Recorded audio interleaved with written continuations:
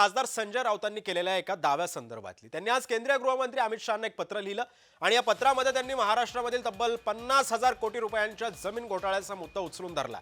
रायगड जिल्ह्यातील 4,078 एकर वनजमीन बेकायदेशीरपणे बिवलकर कुटुंबियाच्या नावावर करण्यात आल्याचा गंभीर आरोप राऊतांनी केलाय. हा व्यवहार नगरविकास मंत्री एकनाथ शिंदे आणि माजी सिडको अध्यक्ष संजय शिरसाट यांच्या संगनमतातून झाल्याचं राऊतांनी स्पष्ट केलंय.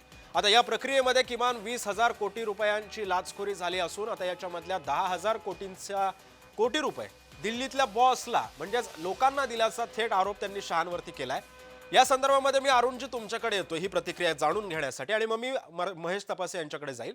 अरुणजी, आता ह्या सगळ्या दाव्यासंदर्भामध्ये शिवसेनेच्या थेट एकनाथ शिंदेंवरती त्यांनी हा आरोप केलेला आहे आणि प्लस त्यांनी आता अमित शहांवरती सुद्धा आरोप, आधीच ते अमित शहांचा पक्ष म्हणून तुम्हाला हिणवत असतात.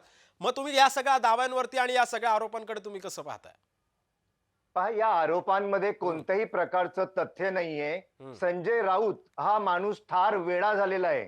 त्याच्या डोक्यावर परिणाम झालेला आहे. सततच्या पराभवांमुळे ते खचलेले आहेत आणि जिथे जिथे संधी मिळेल तिथे तिथे या सरकारवरती आणि सरकारच्या नेत्यांवरती आरोप करायचं काम ते करत असतात. कारण आरोप केला की तो सत्य आहे की असत्य आहे, खरा आहे की खोटा आहे हे नंतर पाहता येईल, परंतु आरोप तर करून मोकळे व्हा. म्हणजे जनतेमध्ये एक भ्रम निर्माण होईल आणि ज्या नेत्यावरती आपण आरोप करतो तो नेता निदान 1-2 दिवसाकरता तरी बदनाम होईल. हा अरुणजी, त्यांचा तुम्ही केवळ म्हणताय प्रयत्न संजय चालू असतो, बाकी काही राऊतांचं. नाही. आपण एक वेळ जरा संजय राऊतांचा मुद्दा जरा बाजूला ठेवूयात. हाच मुद्दा धरून काल आमदार रोहित पवारांनी सुद्धा एक पत्रकार परिषद घेतली. या पत्रकार परिषदेमधून सुद्धा त्यांनी थेट आरोप केले होते संजय शिरसाटांवरती. मग आता रोहित पवार सुद्धा वेडे आहेत असं म्हणायचं का? मग रोहित पवार यांना मी सध्या तरी वेडा म्हणत नाही, बर. परंतु त्यांना घाई झालेली आहे प्रसिद्धीची. प्रसिद्धीच्या झोतात राहण्याकरिता ते आपल्या कार्यकर्त्यांकडून काही ना काही पेपर गोळा करत असतात आणि अभ्यास करता ते आरोप जनतेसमोर प्रेस कॉन्फरन्स घेऊन मांडत असतात. बिवलकर यांचं जे प्रकरण आहे ते इंग्रजांच्या काळात त्यांना मिळालेली जी जमीन होती, त्यांना बक्षीसपात्र जमीन होती, तिचा त्यांनी काही अभ्यास केला नाही. कोर्टाच्या आदेशाप्रमाणे ती जमीन त्यांना मिळालेली आहे, तरी सुद्धा ते संजय शिरसाट आणि एकनाथ शिंदेजी यांच्यावरती बेछूट आरोप करत आहेत आणि याच्या बदल्यात त्यांना त्याची सजा जरूर मिळेल. बर, मी हाच मुद्दा धरून आता महेशजी तुमच्याकडे येतोय. महेशजी, अरुण सावंत असं म्हणतात संजय राऊत वेडे आहेत. रोहित पवारांवरती जर रोहित पवारांनी सुद्धा हा मुद्दा उचलून धरला तर ते रोहित पवारांना सुद्धा म्हणतात ते कोणताही अभ्यास न करता त्यांनी हे आरोप लावलेले आहेत, बेछूट आरोप करतायत. आपण कसं बघतायत त्यांच्या या सगळ्या उत्तराकडे?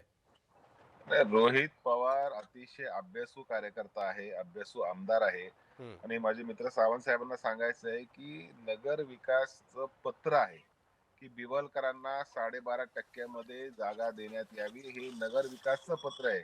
जो नगर विकासचा अधिकार नाही त्याच्यातनं हे पत्र निर्माण झालेले आहे. याच्या आधी 12.5%चा अर्ज अनेक वेळा बिवलकरांनी 12.5% मध्ये जमीन मिळावी याचा अर्ज केला, परंतु प्रत्येक एमडी जेवढे सिडकोचे एमडी ते प्रत्येकाने तो नाकारला. आणि जेव्हा शिरसाट एमडी अध्यक्ष झाले तेव्हा पहिल्या बैठकीमध्येच त्यांनी सर्व जुन्या कागदपत्रांची धूळ करून त्यांना बिवळकरांना 12.5%चा लाभ दिला. याच्यामध्ये मोठा भ्रष्टाचार झाला. म्हणजे 150 एकर पैकी 12.5% जमीन म्हणजे जवळपास 15-18 एकरच्या आसपासची जमीन, याचा लाभ पूर्णपणे बिवलकरांना दिला. जो कायद्याबाह्य आहे, जे आतापर्यंतच्या ज्या सर्व एमडींनी आणि अधिकाऱ्यांनी जो धुडकावून लावलेला प्रस्ताव होता, अपात्रतेचा प्रस्तावाला पात्र करण्याचं घोर पाप हे शिरसाटांनी केलेले. त्याच्या संदर्भामध्ये रोहित पवार असेल, राष्ट्रवादी काँग्रेस पार्टी असेल, आता मुख्य सरन्यायाधीशांकडे अर्ज करणार, ईडी कडे अर्ज करणार, राज्याच्या मुख्यमंत्र्यांकडे हा अर्ज करणार आणि कंट्रोलर जनरल, ऑडिटर जनरल कडे देखील आम्ही हा अर्ज करणार आहोत. मी हीच प्रतिक्रिया घेऊन अरुणजी तुमच्याकडे येतोय. ते थेट म्हणतात की आम्ही अर्ज करणार आहोत. या सगळ्या आरोपांवरती कुठेतरी हे म्हणजे काहीतरी कुठल्या तरी पुराव्यानिशीच राऊतांनी हे आरोप केले असतील. मग या संदर्भामध्ये कारवाई झाली तर तुम्ही याला समर्थन करणार का? पहा, संजय राऊत म्हणा किंवा रोहित पवार म्हणा, यांनी जी कागदपत्र आणलेली ती कागदपत्र देणारा व्यक्ती हा माझा चांगला मित्र आहे.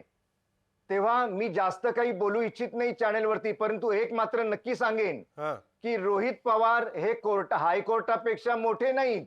हायकोर्टाने जो निकाल दिलेला आहे त्या निकालानुसारच ही जमीन सिडकोच्या चेअरमॅननी त्या व्यक्तीला बहाल केलेली आहे.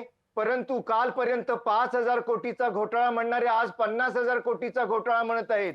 कालपर्यंत जे संजय राऊत अमित शहा साहेबांना शिव्या घालायचे, याचा बाप त्याचा बाप असं म्हणायचे, आज त्याच अमित खरंय. शहांना वारंवार पत्र पाठवून हे अमित शहा यांचं पालकत्व स्वीकारत आहेत का, हा माझा प्रश्न सरळ सरळ आहे.